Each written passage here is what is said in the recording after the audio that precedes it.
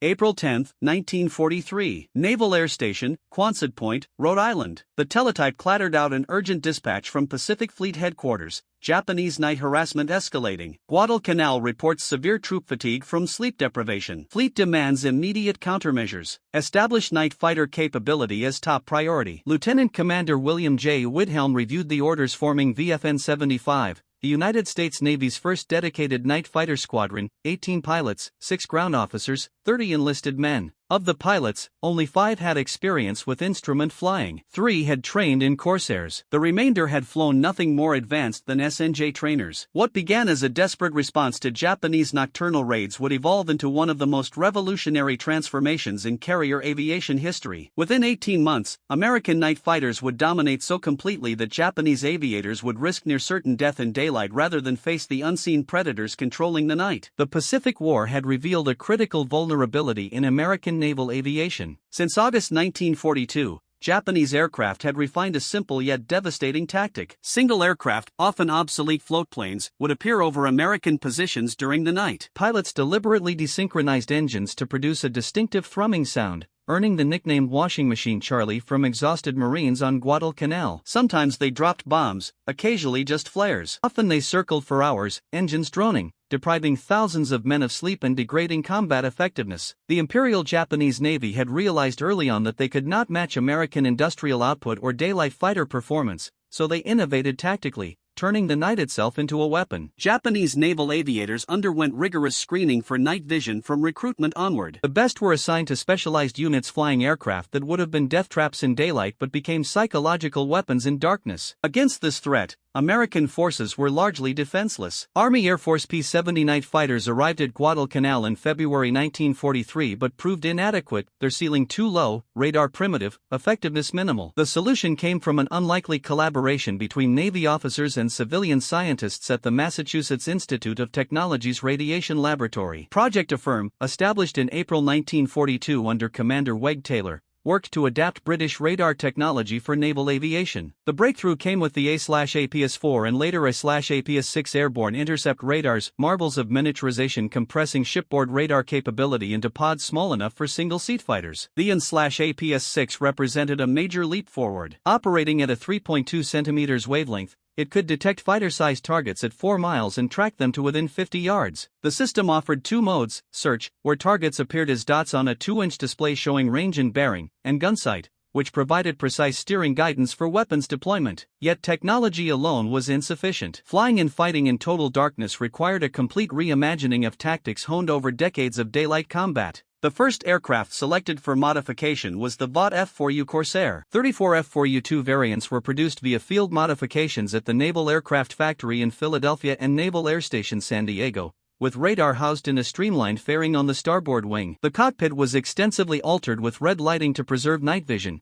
additional instruments for blind flying, and the radar scope position for optimal monitoring while maintaining control. Later, the Grumman F6F Hellcat would become the primary night fighter, with F6F3N and F6F5N variants eventually dominating carrier operations. Training for night operations pushed human limits. At the newly established Night Fighter School at Naval Auxiliary Air Facility Charleston, Rhode Island, instructors simulated carrier operations in complete darkness. Runways were marked with dim lights mimicking carrier decks. Arresting gear stretched across concrete. From sunset to sunrise, the base operated under blackout conditions. Pilots learned to trust instruments when instincts screamed danger, interpret radar while flying complex intercept patterns, and land on simulated carrier decks guided only by faint signals. Washout rates exceeded 60%. Survivors emerged as a new breed of aviator, capable of operating in conditions considered suicidal by seasoned pilots. Lieutenant John Phillips, an engineering graduate who left Bell Laboratories for naval aviation, explained the challenge to recruits: forget everything you know about dogfighting. At night, there are no second chances. The pilot who sees first survives. The one who hesitates dies. On October 31, 1943, Lieutenant Hugh D. O'Neill Jr. made history. Flying from Munda, New Georgia, he intercepted a Mitsubishi G4M Betty bomber 12 miles southeast of the Shortland Islands, the first victory for VFN 75 and proof that radar-equipped fighters could engage enemy aircraft successfully in total darkness. The psychological impact on both sides was immediate. Japanese aircrews who had operated with impunity for over a year suddenly faced an invisible threat. American forces, tormented nightly, finally had an effective defense. Night fighter capabilities expanded rapidly. VFN-76 was commissioned on February 1, 1944, followed by VFN-77, VFN-78, and additional squadrons that would eventually number 14. Each unit developed tactical innovations shared through detailed after-action reports. What emerged was a sophisticated doctrine,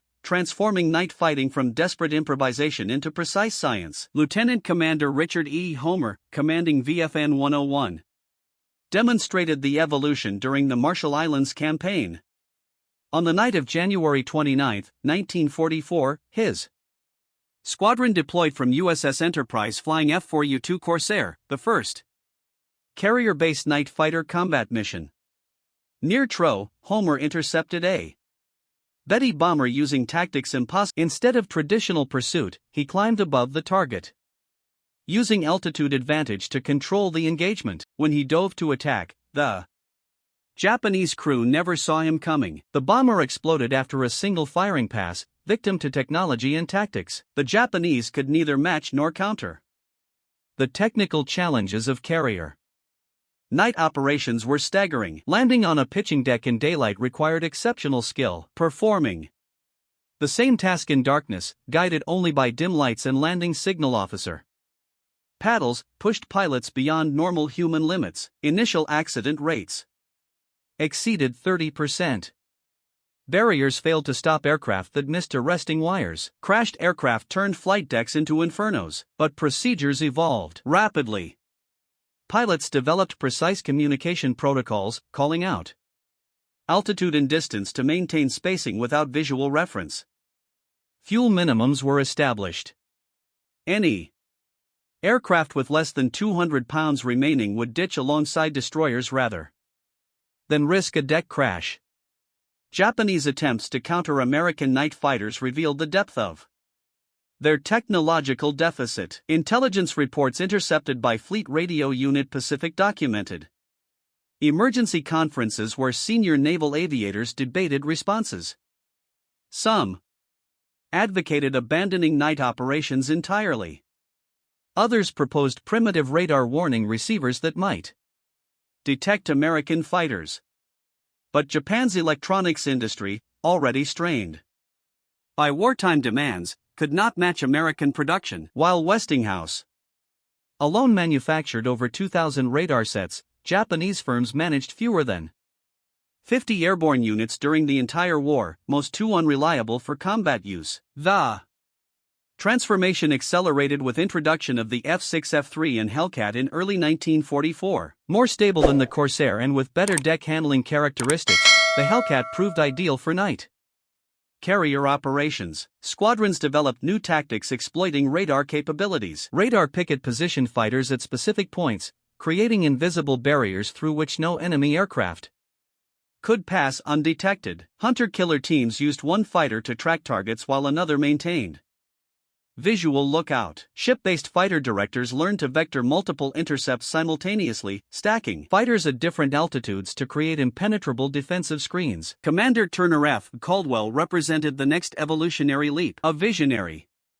who had lobbied persistently for dedicated night carrier operations, Caldwell argued that mixing day and night fighters on conventional carriers compromised both. His solution was revolutionary: convert an entire carrier exclusively for night operations. On August 15, 1944, his vision materialized when Night Air Group 41 embarked aboard USS Independence, the world's first dedicated night carrier. The conversion was comprehensive. Independence received additional radar systems providing unprecedented situational awareness. Flight deck lighting was reconfigured for minimal visibility. Maintenance schedules inverted with primary operations in darkness and repairs during daylight.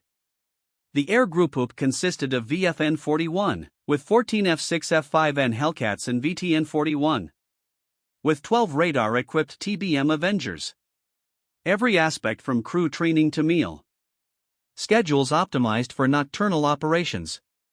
On September 12, 1944, Night Air Group 41 conducted its first offensive sweep over the Philippines. The mission profile was audacious: arrive over enemy territory at dusk, orbit airfields, and destroy any aircraft attempting night operations. Lieutenant William E. Henry led the fighter sweep, maintaining formation integrity through radar while navigating. By dead reckoning, at 2,145 hours, his scope showed multiple contacts rising. From Clark Field, the Japanese aircraft, expecting routine harassment missions, flew predictably. Henry's coordinated attack destroyed 6 aircraft in 3 minutes. Surviving, Japanese pilots scattered in panic. Some collided in darkness, others crashed, attempting emergency landings without runway lights. By mission's end, night, Group 41 claimed 14 aerial victories and 20 ground kills without loss. The Battle of Leyte Gulf in October 1944 demonstrated night fighters' strategic impact. As Japanese naval forces attempted their final decisive engagement, American night fighters flew continuous patrols preventing enemy reconnaissance. Lieutenant Edward Chastain of VFN 41 intercepted 3 scout planes searching for Task Force 38 on October 24. Without accurate position reports, Japanese fleet elements blundered into uncoordinated engagements, resulting in catastrophic defeat. Night fighters had evolved from defensive necessities to offensive enablers. The technological sophistication continued advancing. An F6A radar in late war F6F5N fighters could detect targets at 6 miles and track multiple contacts simultaneously. IFFF identification friend or foe systems prevented friendly fire incidents that had plagued early operations. VHF radios allowed precise communication between fighters and controllers hundreds of miles apart. Even small details mattered. Specially designed red goggles preserve night vision while allowing pilots to read instruments, while Japanese aviators improvised with makeshift solutions. Training programs reflected American industrial advantages. The Night Attack and Combat Training Unit at Charlestown graduated 50 pilots monthly. Instructors were combat veterans who returned from the Pacific to share expertise. Synthetic training devices, including primitive flight simulators, allowed practice without burning precious fuel. Meanwhile, Japanese training collapsed under fuel shortages and loss of experienced instructors. New pilots arrived at combat units with less than 100 hours total flight time, no night training, and obsolete aircraft. Lacking radar. Lieutenant Commander James S. Scray, commanding VFN 78, exemplified the new generation of night fighter tacticians. Operating from USS Intrepid, Gray developed the loose juice formation. 2 fighters operating independently but within mutual support. Range. This seemingly simple innovation doubled coverage area while reducing collision risk. On August 31, 1944, Gray damaged a Betty bomber 90 miles east of Uoma, beginning a campaign that would claim multiple victories for his squadron despite equipment limitations.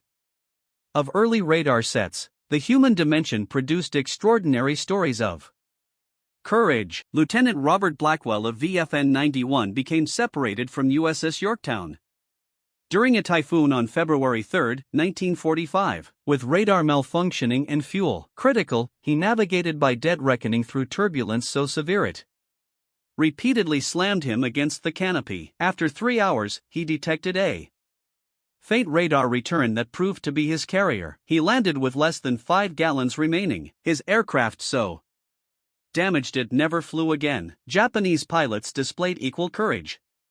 In increasingly hopeless circumstances, Ensign Yukio flying an obsolete Nakajima J-1N night fighter engaged 4 Hellcats simultaneously on March 15, 1945. Though hopelessly outmatched, no radar, inferior performance, outnumbered, he damaged 1 American fighter before being shot down. His sacrifice allowed a reconnaissance aircraft to complete its mission. Such individual heroism could not overcome systematic technological inferiority, but it demonstrated the warrior spirit transcending material disadvantage. Night Air Group UP 90 replaced Air Group UP 41 aboard Enterprise in December 1944, representing further evolution in capabilities. Commanded by Lieutenant Commander William R. Winston. VFN 90 flew the newest F6F5N fighters with improved APS-6A radar. The squadron had completed over 3,000 practice intercepts at Barbers Point, Hawaii. Winston introduced revolutionary Barrier patrol tactics, positioning fighters to create overlapping coverage zones, making penetration virtually impossible. On January 12, 1945, during operations supporting the Lingayen Gulf invasion, VFN-90 demonstrated complete American night supremacy. Multiple waves of Japanese aircraft attempted to attack the invasion fleet after dark. Winston's fighters, vetoed by ship-based controllers using sophisticated radar plotting, achieved perfect positioning for every intercept. Lieutenant John Morris destroyed 3 bombers in a single pass. His 6 machine guns converging at precisely calculated range. Lieutenant William Levering shot down 2 torpedo bombers while flying below 100-foot altitude using radar altimeter to avoid the ocean while tracking targets against sea clutter. The mathematics were devastating. That single night, American night fighters claimed 43 confirmed victories against 0 losses. Post-war Japanese records revealed that of 197 aircraft launched, only 34 returned operational. The psychological impact was crushing. Lieutenant Commander Susumu Kimura, one of few survivors, testified, "We could not see American fighters, but they saw us perfectly, like fighting ghosts with machine guns. The darkness we had mastered became our grave." Production statistics revealed the industrial chasm.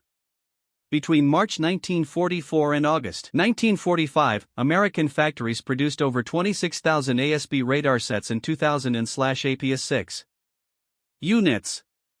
Japanese electronics firms managed fewer than 50 primitive airborne radars, most failing after minimal use. American carriers received continuous upgrades. Improved radar, better radios, refined instruments. Japanese units cannibalized wrecked aircraft for spare parts, a downward spiral accelerating toward complete collapse. The broader naval campaign demonstrated night fighters' strategic value. Japanese inability to conduct reconnaissance meant American fleet movements remained concealed until attack commenced. This operational surprise contributed decisively to victories at Philippine Sea, where night fighters prevented Japanese scouts from locating Task Force 58 until the Marianas Turkey shoot was already underway.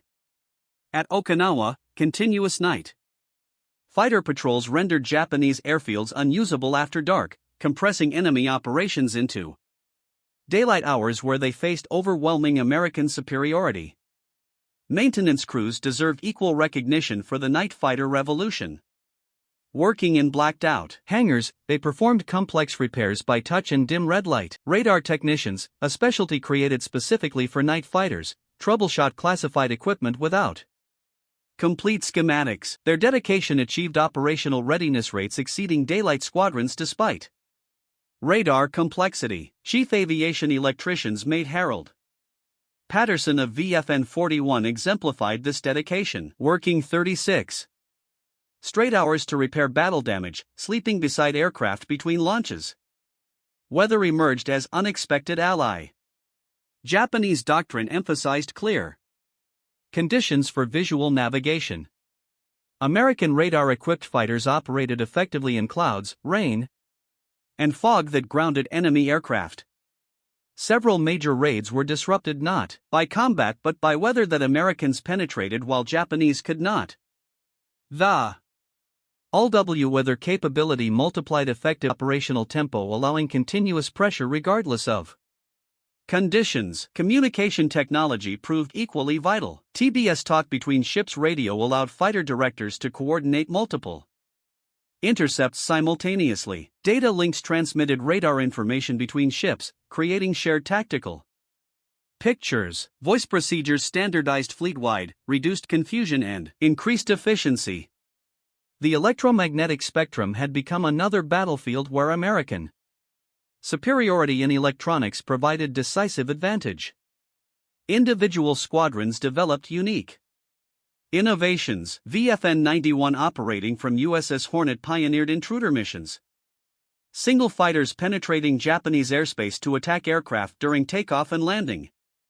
These missions required extraordinary navigation skills as pilots flew hundreds of miles over water in darkness to arrive over enemy airfields at precisely calculated times. Lieutenant Robert Holden demonstrated The tactic's effectiveness on April 14, 1945, destroying 3 aircraft over Kinoya Airfield and returning safely despite intense anti-aircraft fire. The Japanese perspective revealed through post-war interrogations and captured documents showed growing desperation. Admiral Soyu Toyota admitted that American night fighters had destroyed our capability for offensive operations. After dark, we could neither attack their ships nor defend our bases. The sanctuary of darkness became our tomb. Junior officers reported veteran pilots finding illness rather than fly night missions, knowing that radar-equipped Hellcats meant almost certain death. VTN-90, the torpedo squadron component of Night Air Group 90, demonstrated that night capabilities extended beyond fighters. Flying radar-equipped TBM-3E Avengers, they conducted night torpedo attacks, mine-laying operations, and even achieved aerial victories. Lieutenant Charles Henderson claimed 4 aircraft destroyed, including a Kawanishi H-8K flying boat, proving that night combat effectiveness was not limited to specialized fighters. The technological progression continued accelerating. Plans existed for F6F-6N variants with more powerful engines and advanced APS-12 radar capable of tracking targets at 10 miles. The F4U 5N Corsair was entering production with performance exceeding any Japanese aircraft. Jet-powered night fighters were on drawing boards.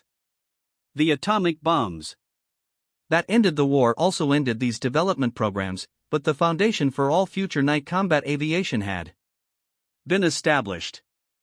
Training accidents provided harsh lessons that improved procedures continuously. The collision of 2 Hellcats over USS Randolph on January 18, 1945 led to mandatory altitude separation for night formations. The loss of Lieutenant Commander Robert Campbell's entire division during night training on December 3, 1944, resulted in new weather minimums for group operations. Each tragedy contributed to institutional knowledge that saved future lives while pushing the boundaries of what was considered possible. Economic analysis revealed surprising efficiency. Despite higher training costs and equipment complexity, night fighters achieved kill ratios exceeding daylight fighters, approximately 18-1 for night fighters versus 11:1 for day fighters by 1945. The psychological impact reduced enemy operations more effectively than attrition alone. Investment in night fighter capability multiplied returns,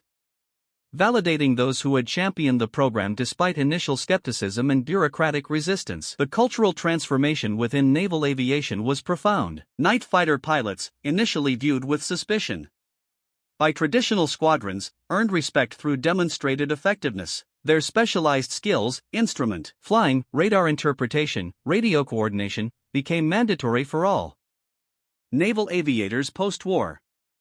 The night fighter campaign had proven that modern air combat required technical proficiency, equaling or exceeding traditional flying skills.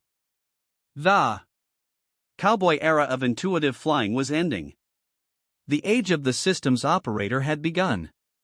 Logistics supporting night operations were immense. Radar sets required specialized maintenance by electronics technicians rather than traditional mechanics. Spare parts traveled thousands of miles across the Pacific protected from corrosive salt. Air, special red light bulbs, radar scopes, electronic components, each required separate supply chains. The success of night fighters represented logistics triumph as much as tactical innovation. On May 13, 1945, VFN 41 achieved a milestone when Lieutenant J. Smith became the squadron's 5th ACE with 7 confirmed night victories. This concentration of expertise in a single squadron, 5 aces among 14 pilots, demonstrated the lethal efficiency achieved through specialized training and superior equipment. By comparison, Japanese night fighter units lacking radar and adequate training rarely achieved even single victories against American bombers. The influence extended beyond naval aviation. Marine Night Fighter Squadron VMFN 513, trained by Navy instructors and equipped with Navy-developed radar, achieved remarkable success from shore bases. Army Air Force squadrons adopted Navy procedures and equipment, reversing the typical inter-service rivalry. The night fighter campaign had created a brotherhood of pilots who shared unique skills transcending service boundaries. Environmental factors unique to the Pacific required constant adaptation. Tropical thunderstorms could destroy aircraft as effectively as enemy fighters. Bioluminescent plankton stirred by shipwakes revealed fleet positions to alert enemies. The vast distances meant fuel management often determined mission success more than combat skill. Each factor required specific tactical adaptations accumulating into comprehensive doctrine applicable worldwide. The final months of war saw American night dominance so complete that Japanese naval aviation essentially abandoned nocturnal operations. VFN 103 aboard USS Bonhomme Richelieu flew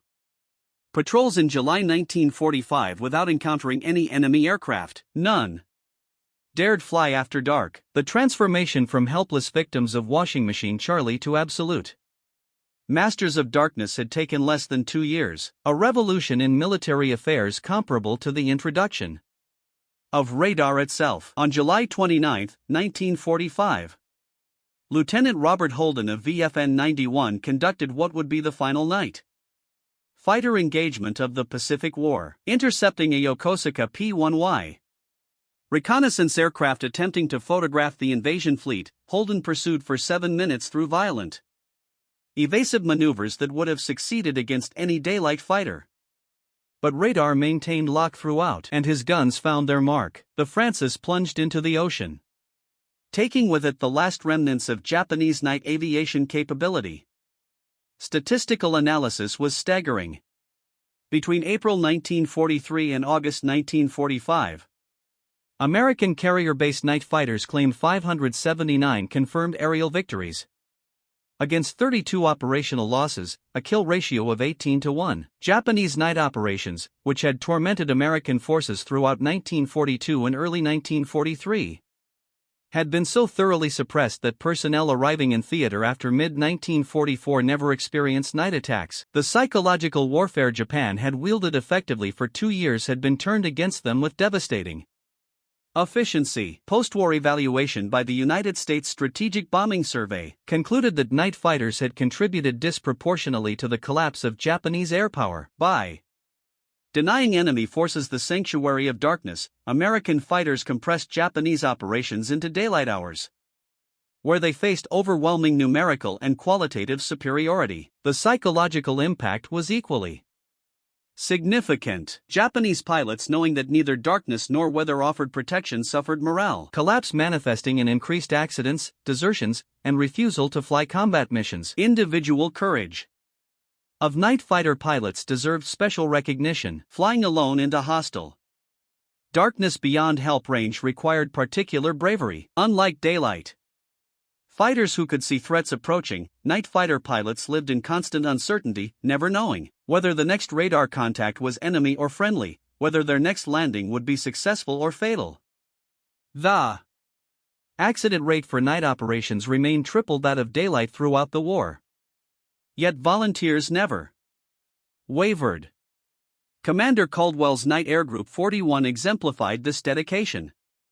In 7 months of combat from independence, the squadron flew 1,743 sorties, logged 4,892 combat hours, claimed 46 aerial victories. 5 pilots became aces, including Lieutenant William Henry with 7 victories despite being shot down twice and spending 18 hours in life rafts. The squadron's loss rate of 27% was considered acceptable by night fighter standards, testament to extraordinary dangers these pioneers faced nightly. The technological legacy extended far beyond military applications. Miniaturized radar systems developed for night fighters enabled civilian aviation to operate safely in all weather conditions. Precise navigation techniques required for night intercepts contributed to modern air traffic control development. Even red lighting, preserving night vision, became standard in applications from astronomy to medicine. The night fighter campaign had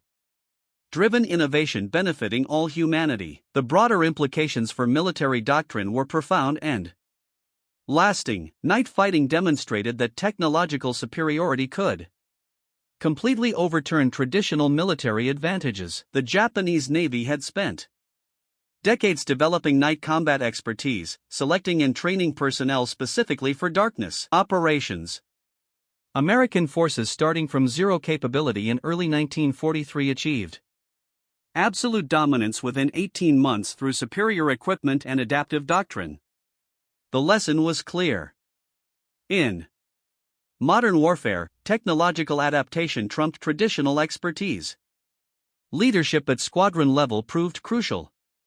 Lieutenant Commander Russell Reiser, who later commanded VFN 76, instituted rigorous training, requiring each pilot to complete 50 practice intercepts before attempting combat missions. His insistence on perfection before engagement resulted in his squadron achieving 23 victories without a single operational loss to enemy action.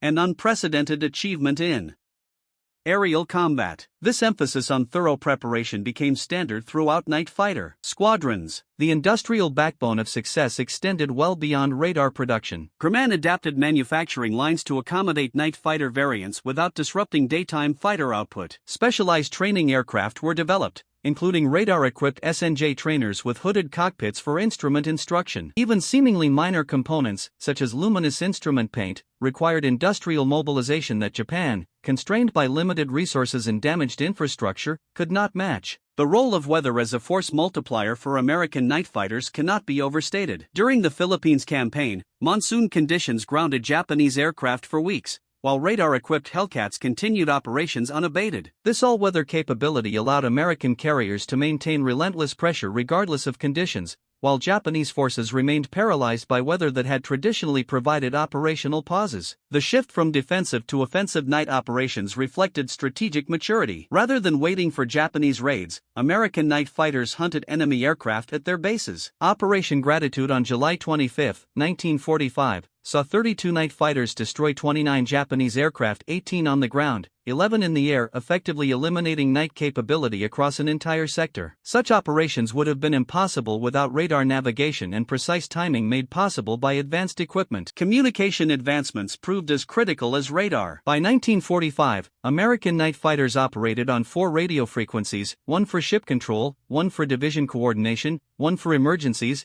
and one for landing approach. This redundancy ensured uninterrupted contact despite equipment failures or enemy jamming. Japanese forces, limited to single frequencies often shared between units, frequently suffered chaos during night operations. Maintenance innovations paralleled operational developments. By war's end, specialized night fighter maintenance teams could perform complete radar overhauls aboard ships, capability unimaginable 2 years earlier. Chief aviation machinists made Robert Chen of VFN 90 developed field modifications that improved radar reliability by 40%. These innovations spread rapidly throughout the fleet, and the command structure's encouragement of grassroots innovation continuously enhanced capabilities. The vast distances of the Pacific presented unique challenges. Night fighters often operated at maximum range, demanding precise fuel management. Lieutenant Donald Patterson of VFN 41 perfected economy cruise settings that extended operational range by 20%, enabling deeper penetrations into enemy territory. These techniques, shared through squadron newsletters and training programs, exemplified the culture of continuous improvement that characterized American night fighter development. The psychological impact on Japanese forces was devastating. Post-war interviews revealed that night fighter effectiveness convinced many Japanese pilots that Americans possessed supernatural abilities, seeing in darkness,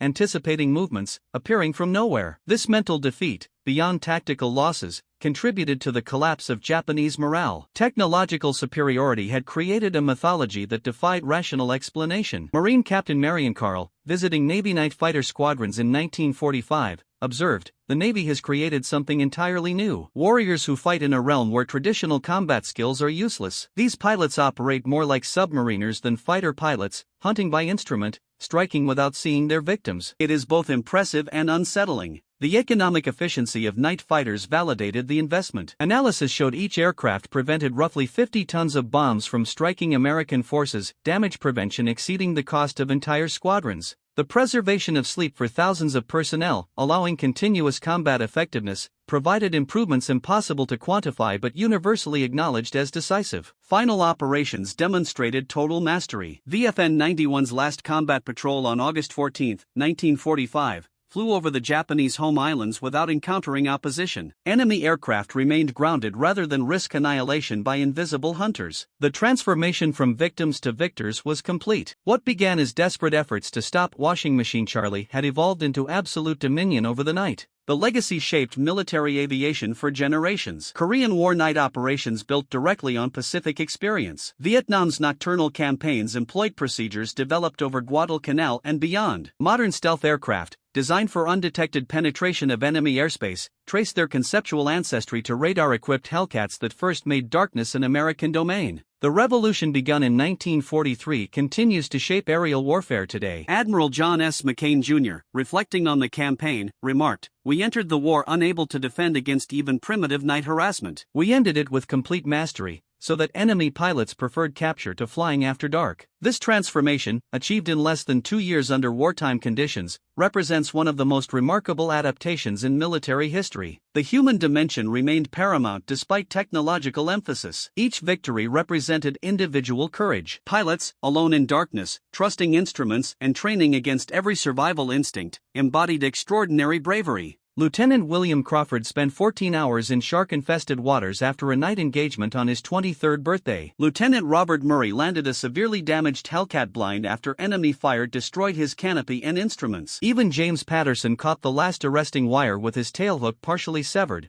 narrowly avoiding disaster. Each account testified to courage matching technological innovation. As dawn broke on August 15, 1945, Lieutenant Commander Winston led the final night fighter patrol of World War II. His Hellcat circled above Task Force 38, radar scanning empty skies for enemies who no longer came. The transformation was complete and irreversible. Less than 28 months earlier, American forces had suffered under Japanese night attacks, exhausted and demoralized by an unseen enemy. Now, as morning light revealed defeated Japan, American night fighters dominated the darkness so completely that enemy pilots chose death over confrontation. The statistics told only part of the story. 579 victories against 32 losses was remarkable. 14 squadrons from zero in 2 years represented extraordinary expansion. Yet the true triumph was psychological and doctrinal. America had proven that technological innovation, properly applied, could overturn any traditional military advantage. The nation that better integrated science with warfare would prevail, regardless of warrior tradition or individual valor. On August 15, 1945, the radar scope in Winston's Hellcat showed nothing but empty sky. The Japanese pilots who had once terrorized American forces were gone, destroyed not only physically, but psychologically, by an enemy that had transformed their sanctuary into a hunting ground. The revolution was complete. The night belonged to America, and with it, the future of aerial warfare had been forever reshaped.